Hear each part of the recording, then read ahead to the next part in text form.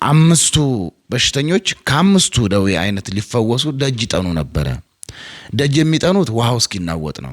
በዕለተ ቀዳሚት አንድ የታመመ ሰው ብቻ መፈወሱ በብሉይ ኪዳን ፍጹም ድህነተ ሥጋ ድህነተ ነፍስ የለም። እንግዲህ እዚህ ላይ ነው ታሪኩ የሚጀምረው። ከኩሬው አጠገብ 38 ዓመት በደዌ ዳኛ በአልጋ ቁራኛ የተያዘ በብረት አልጋው ላይ 38 ዓመት እዛው ኩሬው አጠገብ የተኛ አንድ ሰው ነበረ። አምላካችን ክርስቶስ ወደዚህ ሰው ቀረበ ይላል። አንተ ሰው ልትድን ትወዳለህ ወይ አለው። እንደ ትኋን ተጣብቆ በሽታ ያጠቃውን ሰው እንዲህ ብሎ ለምን ይጠየቃል? መቼም አልድንም አይል። 5 በሽተኞች አሉ አይደለ? የአምስቱ ምእመናን ምሳሌ ነው። በቤተ ክርስቲያን 5 አይነት የምእመናን አይነቶች አሉ። 5 አይነት።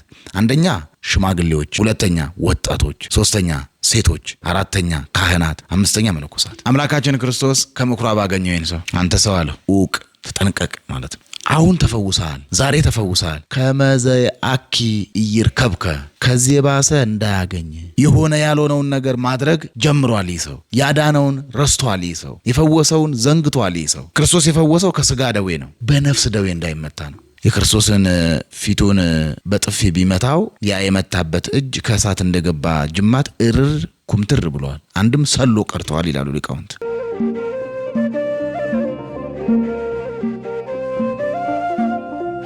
በስመ አብ ወወልድ ወመንፈስ ቅዱስ አሐዱ አምላክ አሜን። እንኳን ለጌታችን ለአምላካችን ለመድኃኒታችን ለኢየሱስ ክርስቶስ ለዐቢይ ጾም 4ኛው ሳምንት እንኳን በሰላም በጤና አደረሳችሁ። የዐቢይ ጾም 4ኛው ሳምንት መጻጉዕ ይባላል።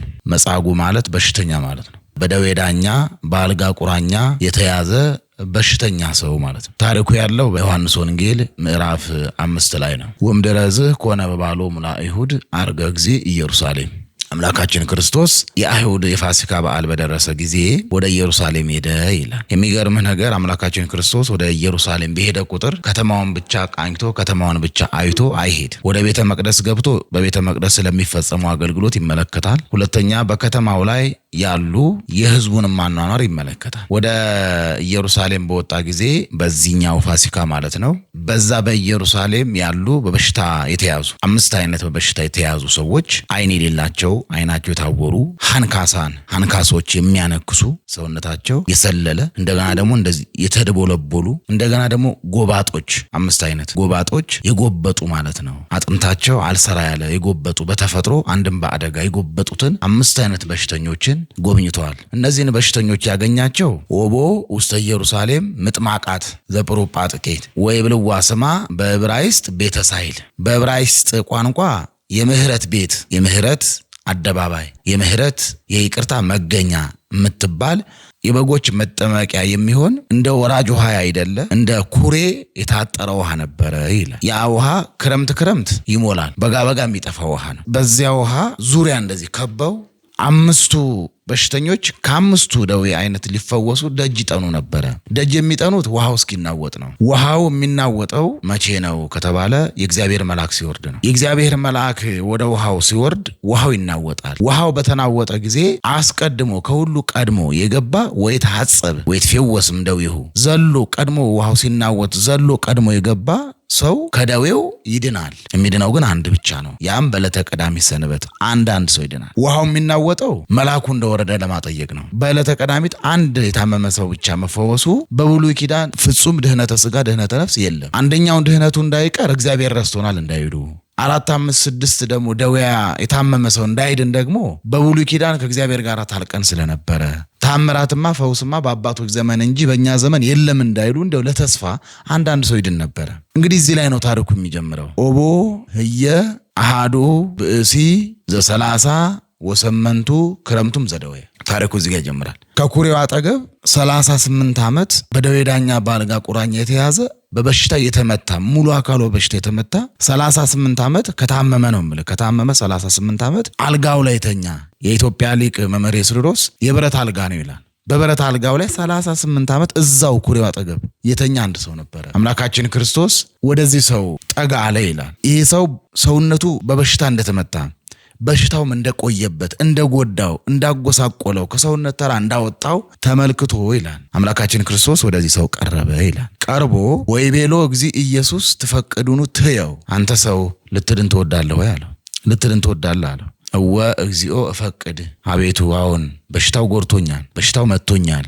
38 ዓመት ሙሉ በዚህ አልጋ ላይ ተኝቼ በበሽታው ተጎድቻለሁ። ምንም ጥያቄ የለውም። መፈወስ ፈልጋለሁ፣ መዳን ፈልጋለሁ አለ ይሄ ሰው። ለምንድን ነው የጠየቀው? 38 ዓመት ሙሉ በበሽታ የተመታ ሰው የተኛን ሰው እንደ ትኋን ተጣብቆ በሽታ ያጠቃውን ሰው እንዲህ ብሎ ለምን ይጠየቃል? መቼም አልድንም አይል መዳን እንደሚፈልግ ያውቃል አምላካችን ክርስቶስ። የጠየቀበት ዋናው ምክንያት አስፈቅዶ ለማድረግ ነው። ለምን? ይህ ሰው በዕለተ ዓርብ ጌታ በሚሰቀልበት ጊዜ፣ በሚገረፍበት ጊዜ፣ በጥፊ በሚመታበት ጊዜ፣ አይሁድ ምራቃቸውን በሚተፉበት ጊዜ ይህ ሰው ተባባሪ ሆኖ ይመጣል። ያውቃል ክርስቶስ በዕለተ ዓርብ በጥፊ እንደሚመታው ያውቃል። እንዴት ያዳነህን የፈወሰህን እንዴት ትመተዋለህ? እንዴት በጥፊ ትመተዋለህ ሲሉት እኔ መቼ ያድነኝ ብዬው ነው። የቀለብላባነቱ አዳነኝ እንጂ እኔ መቼ ያድነኝ አልኩት፣ እኔ መቼ ፈውሰኝ አልኩት እንዳይል አስፈቅዶ ለማድረግ ምን አለው? ተፈቅዱኑ ትየው መዳን ትወዳለህ አለው። እዚህ ላይ ቆመህና በዚያ በበጎች መጠመቂያ ላይ ወቡ 5ቱ ሐዋራት ይላል። ወደ ውሃ ወደ ኩሬው ለመውረድ 5 እርከን አለ። 5 ደረጃ ወርደህ ነው የምትሄደው። በኩሬው ደግሞ ዙሪያ ላይ ስንት አይነት በሽተኞች አሉ ብያለሁ? 5 አይነት በሽተኞች አሉ። ይሄ ምሳሌ ነው። ውሃው የጥምቀት ምሳሌ ነው። ወደ ሚስጥሩ ስንመጣ ውሃው የጥምቀት ምሳሌ ነው። አንድ መልአኩ ይወርዳል ብያለሁ። መልአኩ የካህናት ምሳሌ ነው። 5 ደረጃ አለው ብያለሁ። የ5ቱ አዕማደ ምስጢር ምሳሌ ነው። 5 በሽተኞች አሉ አይደለ? የ5ቱ ምዕመናን ምሳሌ ነው። በቤተክርስቲያን 5 አይነት የምዕመናን አይነቶች አሉ። አንደኛ ሽማግሌዎች፣ ሁለተኛ ወጣቶች፣ ሶስተኛ ሴቶች፣ አራተኛ ካህናት፣ 5ኛ መነኮሳት። በኩሬው አጠገብ በወንዙ አጠገብ በ5 አይነት ደዌ የተመቱ 5 አይነት ታማሚ ሰዎች አሉ ብለን አይደለ? እነዛ 5 አይነት ታማሚዎች የ5ቱ የምዕመናን ምሳሌዎች ናቸው። ለምሳሌ አሁን ያልኩን ምዕመናን 5ቱም የተለያየ በሽታ አላቸው። ለምሳሌ ሽማግሌዎች በገንዘብ ይፈተናሉ። የሚረዳን የለም፣ የሚያግዘን የለም፣ የሚጦረን የለም ብለው በገንዘብ ይፈተናሉ።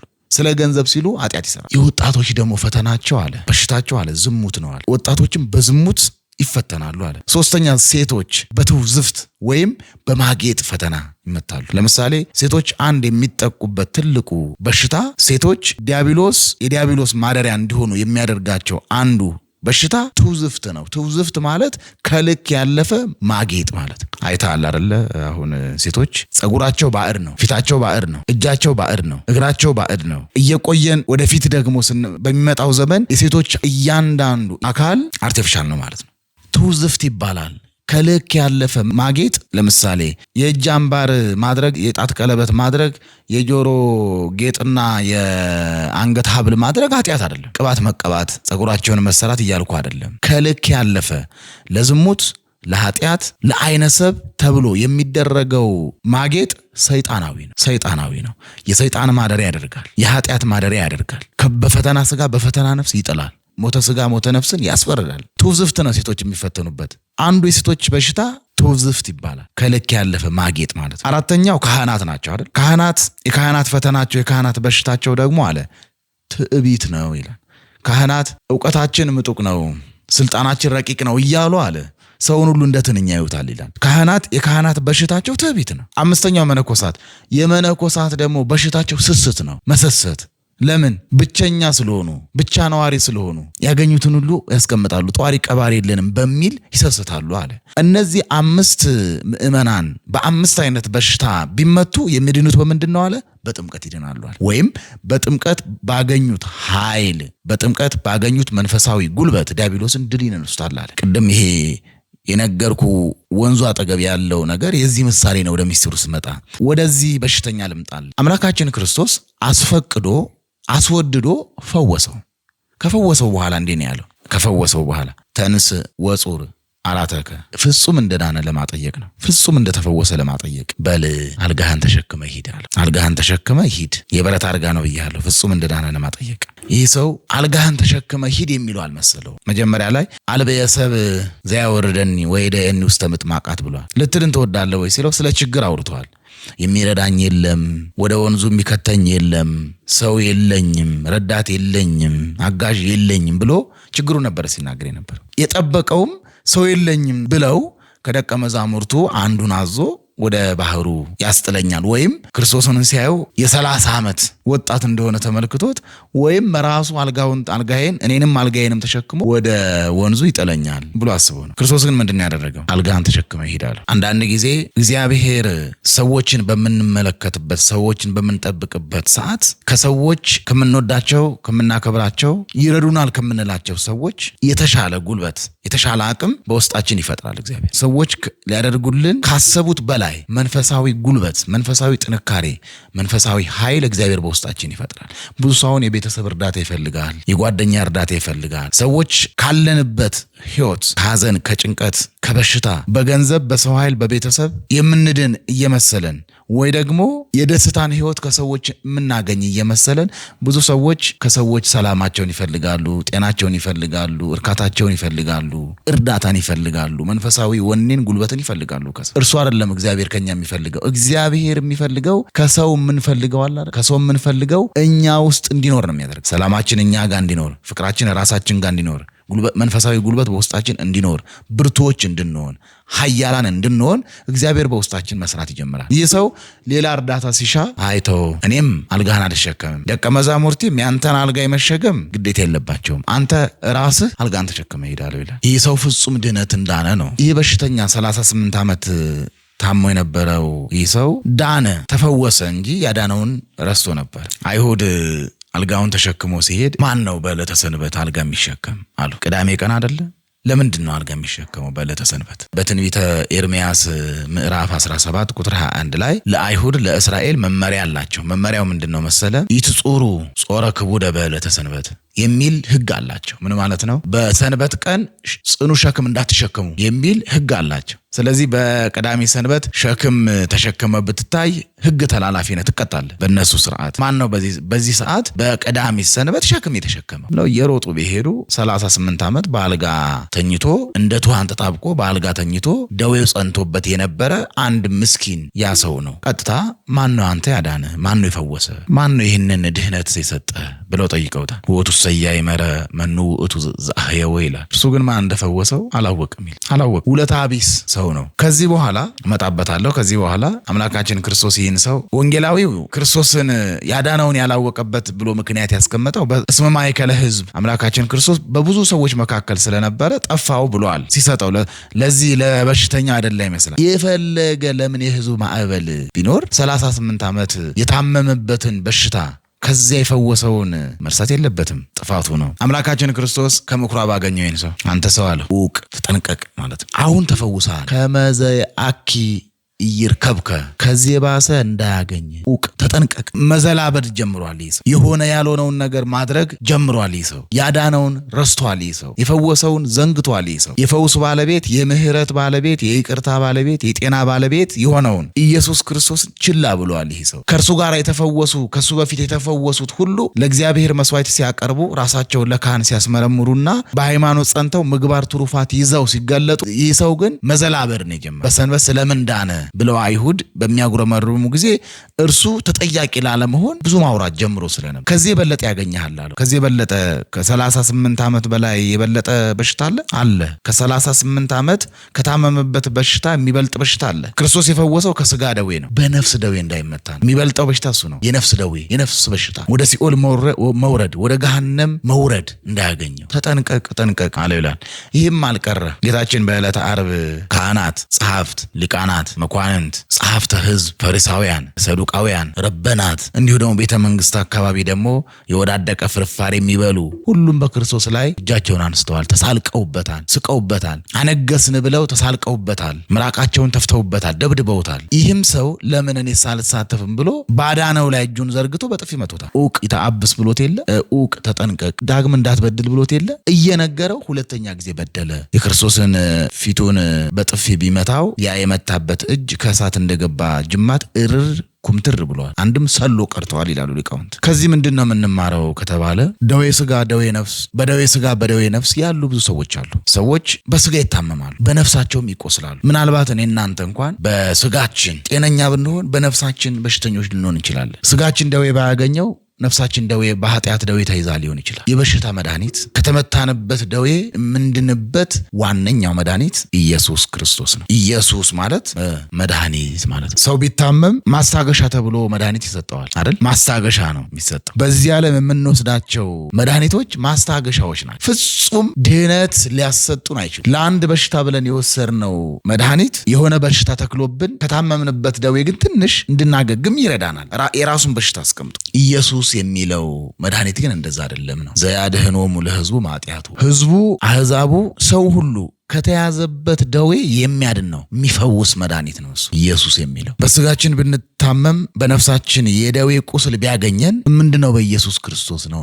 ስሙን ጠርተን ያው እኛ ባለማወቅ የሆነ ሰው ሲወድቅ ሲነሳ ደዌ ሲያመው በኢየሱስ ስም ይላል አይደል? እኛ ብዙ ጊዜ የፕሮቴስታንት ነው ብለን ነው የምንወስደው አይደል?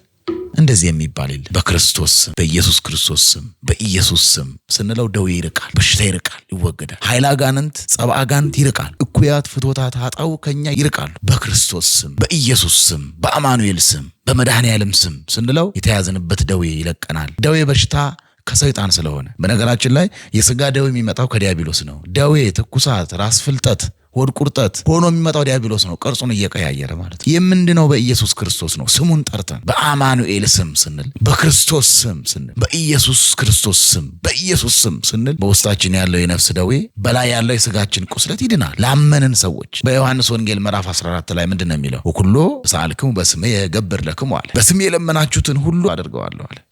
በስሜ የለመናችሁት ማለት ምን ማለት ነው? በተሰቀለው ልጅ ስጋውን በቆረሰው ደሙን ባፈሰሰው ልጅ በስቁል ወልድከ በኢየሱስ በተሰቀለው ልጅ ስትሉ አለ። በክርስቶስ ስም፣ በኢየሱስ ስም፣ በአማኑኤል ስም፣ በመድኃኔዓለም ስም ስትሉ አለ እሰማችኋለሁ አለ፣ አደርገዋለሁ አለ። በስሜ ስለምኑ አደርገዋለሁ አለ። ሌላው የክርስቶስን ቅዱስ ስጋውን ክቡር ደሙን በመቀበል መንፈሳዊ ማዕድን በመሳተፍ በውስጥ ያለውን ደዌ የነፍሳችን ቁስለትን በአፋ ያለው የስጋችን ደዌን ማራቅ እንችላለን በኢየሱስ ክርስቶስ ስም ማለት ነው። ዛሬ ብዙ ታማሚ አለ፣ ብዙ የታመመ ሰው አለ። ያንዳንዱ በሽታ የታወቀ ነው። በመናገር ለቤተሰብ ተናግሮ ሐኪም ቤት ገብቶ በሕክምና ላይ ያለ አለ። በስጋ በነፍስ ደግሞ በነፍሱ ታሞ ወደ ቤተ ክርስቲያን ሄዶ ከንስሐ አባቱ ጋር ተገናኝቶ በሕክምና ላይ በቀኖና ያለ አለ። ነገር ግን ከባዱ የስጋ ደዌውንም ሳይናገር ዝም ብሎ ዋጥ አድርጎ ያለ፣ የነፍስ ደዌውንም ደግሞ ከቤተ ክርስቲያን ሳይደርስ ከመምህረ ንስሐም ሳይደርስ በሁለቱም በኩል ታሞ ቁጭ ብሎ ያለ ሰው ደግሞ አለ። ግራ የተጋባ እንዳይመስልህ። ብዙ ሰው በሽታውን ደብቆ ነው የሚኖረው እያለ የሚኖር ሰው አለ። ለሰው ሳይናገር በሽታውን ደብቆ፣ ህመሙን ደብቆ፣ መታመሙን ደብቆ፣ በውሸት ፈገግታ አስመስሎ፣ በልብስና በውሸት ሳቅ ሸፍኖ፣ ልክ በሸሚዝ ላይ ኮት ይደረብ የለ ህመሙን በሳቅና በልብስ ሸፍኖ በውስጡ ግን እያቃሰተ የሚኖር ብዙ ሰው አለ። ዛሬ ሰው ስለለበሰ፣ ስላጌጠ፣ ጥሩ ስልክ ስለያዘ፣ ጥሩ መኪና ስለያዘ፣ ደስተኛ መስሎ ስለሚታይ እንዲያው ይሄማ የተመቸው ነው ደዌም የለበትም እንላለን። ስህተት ነው። ብዙ ሰው በሽታውን ደብቆ የሚኖር አለ። ማታ እርሱና እግዚአብሔር ብቻ የሚያውቁት በሽታ አለ። ብቻውን እንደ እብድ ደግሞ ተቀሰቀሰብኝ የሚል ብዙ ሰው በየቤቱ አለ። በስጋ ደዌ፣ በነፍስ ደዌ ደግሞ ኃጢአቱ እያስጨነቀው፣ ነፍሱን እያስጨነቃት፣ ነፍሱ እረፍት አጣ፣ ሰላም አጣ፣ እርካታ አጣ፣ እንቅልፍ አጥቶ ሲገላበጥ የሚያደርግ ደግሞ አለ። የነፍስ በሽታ ደግሞ ከባድ ነው። የስጋ በሽታ ሐኪም ቤት ሄደህ ትፈወሳለህ። ጸበልም ተጠምቀ መድኃኒትም ውጠ ልትድን ትችላለህ። የነፍስ በሽታ ግን ከባድ ነው። ውሳኔ ካልሰጠ አይፈወስም፣ አትፈወስም ነፍስ። ከሁሉ የነፍስ ደዌ የነፍስ በሽታ ይብሳል። በደዌ ነፍስ የተያዙ ሰዎች መዳኛቸው በባለፈው ነግሬሃለሁ። እናንተ ሸክም የከበዳችሁ ሸክሙ የጸናባችሁ ወደ እኔ ኑ ወአነ አዕርፈክሙን ያሳርፋቸዋለሁ ይላል አምላካችን ክርስቶስ። አሁንም በነፍስ ደዌ የተያዙ ሰዎች መድኃኒታቸው ኢየሱስ ክርስቶስ። እንዴት? ንስሐ ገብተው ስጋው ደሙ ተቀብለው በጾምና በጸሎት ታግዘው ከነፍሳቸው ደዌ ይላቀቃሉ። በነፍስ ደዌ የምትሰቃዩ ትኖራላችሁ። ነፍሳችሁ ረፍት አጣ፣ ሰላም አጣ፣ ከበደላችን ብዛት የተነሳ ሰላም ያጣን ሰዎች እንኖራለን። አልጋ ብትቀይሩ፣ ፍራሽ ብትቀይሩ፣ ልብስ ብትቀይሩ፣ ምግብ ብትቀይሩ፣ መጠጥ አይነት ብትቀይሩ የነፍስ በሽታ ሰላም ሊሰጥ አይችልም። ሰው ይኸውልህ በስጋው ታሞ እንቅልፍ እምቢ ቢለው ምን ይደረጋል? ማደንዘዣ ይወጋል ወይም የእንቅልፍ መድኃኒት ይወስዳል አይደል? ነፍስህን የእንቅልፍ መድኃኒትና ወይ ደግሞ ማደንዘዣ ልትሰጣት አትችልም። ስጋ ተጋድሞ ነፍስ ግን ስትጨነቅ ታድራለች። በህልም አንዴ ከነፋስ ጋር ስትበር፣ አንዴ ባህር ላይ ስትጠልቅ፣ አንዴ ጥቁር ውሻ ሲያባረራት፣ አንዴ ከገደል ስትወድቅ ታድራለች ነፍስ ስትጨነቅ። ይሄ ሳምንት 4ኛው ሳምንት የበሽተኛ ሳምንት፣ የዐቢይ ጾም 4ኛው ሳምንት የበሽተኞች ሳምንት ይባላል። በሽተኞች ሰዎች፣ በነፍሳቸው በሽታ ያለባቸው ሰዎች እንዲታከሙ፣ ንስሐ እንዲገቡ፣ ስጋው ደግሞ እንዲቀበሉ የሚታወጅበት ሳምንት ነው። ስለዚህ የበሽተኞች ሳምንት ነው። ዮሐንስ አፈወርቅ ምን ይላል መሰለ? ቤተ ክርስቲያን ሐኪም ቤት ናት እንጂ የክርክር ቤት አይደለችም ይላል። ሆስፒታል ስትሄድ ማንን ታገኛለህ? በሽተኞችን ታገኛለህ። ወደ ቤተ ክርስቲያን ስትሄድም ደግሞ እንዲሁ በሽተኞችን ታገኛለህ ማለት ነው። መቼም ሐኪም ቤት የተኛው ሁሉ ጤነኛ ነው ሊሆን አይችልም። ስለዚህ ቤተ ክርስቲያን ሐኪም ቤት ናት ከተባለች ቤተ ክርስቲያን ውስጥ ያለው የተሰበሰበው ሰው ሁሉ ምንድነው ማለት ነው? በሽተኛ ነው ማለት ነው። በሽታው ግን የምን በሽታ ነው? የነፍስ በሽታ ማለት ነው። ስለዚህ ብዙ መመጻደቅ አያስፈልግም። እዛ ቤተ ክርስቲያን እኛ ያለነው ሁሉ ደጅ በመጥናት ነው ያለነው። ደጅ በመጥናት ለመፈወስ ማለት ነው። ሰው ሲታመም ሐኪም ቤት ሄዶ እንደሚተኛው ዶክተሩ የሚያዘውን ነገር ለማድረግና እንደው ለማገገም፣ እንደው ለመፈወስ፣ እንደው ከደዌው ለመላቀቅ ሐኪም ቤት ደጅ እንደሚጠና ሁሉ እኛም ቤተ ክርስቲያን ሐኪም ቤታችን ናትና ከነፍስ ደዌ ለመፈወስ ሰልፍ ወረፋ የምንጠብቅ ሰዎች ነን። ቤተ ክርስቲያን ውስጥ ያለን በሞላ ምንም መመጻደቅ አያስፈልግም። የምንለያየው በአንድ ነገር ብቻ ነው። በምን ካላችሁኝ የእያንዳንዳችን የበሽታችን አይነት መለየቱ ብቻ ነው እንጂ ሁላችን በሽተኞች ነን። አንዳንዶቻችን በዝሙት፣ አንዳንዶቻችን በስካር፣ አንዳንዶቻችን በሐሜት፣ አንዳንዶቻችን በንቀት፣ አንዳንዶቻችን በትዕቢት፣ አንዳንዶቻችን በኩራት፣ አንዳንዶቻችን ባለማወቅ በድንቁርና በሽታ ተመተን ዛሬ በቤተ ክርስቲያን ተሰብስበን ለመዳን ፈውስ ለማግኘት ወረፋ ላይ ነን። ቤተ ክርስቲያን ሐኪም ቤት ናት። በቤተ ክርስቲያን ያሉ ያ ሁሉ የምታየው ህዝብ ለመፈወስ ደጅ የሚጠና ነው። ምንም መመጻደቅ አያስፈልግም። ነጠላ ስላሸረገደ ወይ ደግሞ ቀሚስ ስላጠለቀ ከደዌው ንጹህ ነው ማለት አይደለም። ሐኪም ቤት ነው ያለው፣ ደጅ እየጠና ነው። ካህኑ ከመቅደስ ሆኖ ደጅ ይጠናል። ምእመኑ ደግሞ ከመቅደስ ከውጭ ሆኖ እግዚአብሔርን ደጅ ይጠናል። ምን ብሎ? ከነፍስ ደዌው እንዲድን መድኃኒት እንዲያገኝ ማለት ነው። መድኃኒት እንዲያገኝ። በጠቅላላው ይሄ ሳምንት በህይወታችን አልጫ የሆነን ሰዎች፣ በህይወታችን ፈውስ የምንናፍቅ ሰዎች፣ የስጋ ፈውስ የነፍስ ፈውስ የምንፈልግ ሰዎች ክርስቶስ የነፍስም የስጋም መድኃኒት እንደሆነ ከእርሱ ዘንድ ድህነት እንደምናገኝ የምንማርበት ሳምንት ከመሆኑም በተጨማሪ ራሳችንን እንደዚህ መጻጉ እንደዚህ በሽተኛ ሰው ጌታ ሆይ መዳን እፈልጋለሁ አድነኝ የምንልበት ሳምንት። ከደዌው ባሻገር የተቀበዘበዘ ህይወት ብዙዎቻችን አለን። አልጫ ህይወት የምንመራ ሰዎች አለን። የማይጣፍጥ ህይወት፣ እርጋታ የሌለው፣ ሰላም የሌለው፣ ፍቅር የሌለው፣ አንድነት የሌለው፣ ዝም ብሎ መግባት መውጣት የሆነ ህይወት። ከዛ ህይወት እንድንለይ ህይወታችንን እንዲያጣፍጠው ክርስቶስን ደጅ የምንጠናበት ልክ ይሄ ሰው 38 ዓመት ደጅ እንደጠናው ለመዳን እኛም ደግሞ ደጅ የምንጠናበት ሳምንት ነው። አልጫ ህይወታችን እንዲጣፍጥ ምን ይላል መሰለ? የኢትዮጵያው ሊቅ አፈበረከት አባ ጊዮርጊስ ዘጋስጫ ምን ይላል መሰለ? ፄው ዘአጣሞ ለልሱህ ውእቱ ኢየሱስ ክርስቶስ ይላል። ምን ማለት ነው? አልጫውን ያጣፈጠው ኢየሱስ ክርስቶስ ነው ማለት። በነፍሳችን አልጫነት፣ በስጋችን አልጫነት የተነሳ የታመምን ሰዎች ህይወታችን የሚጣፍጠው በኢየሱስ ክርስቶስ ነው። ያራግፈዋል። በነፍሳችን አድሮ ያለውን በስጋችን የተከመረውን በሽታ አምላካችን ክርስቶስ ከኛ ሊያራግፈው፣ ከኛ ሊያርቀው፣ ከኛ ሊለየው ስልጣን አለው።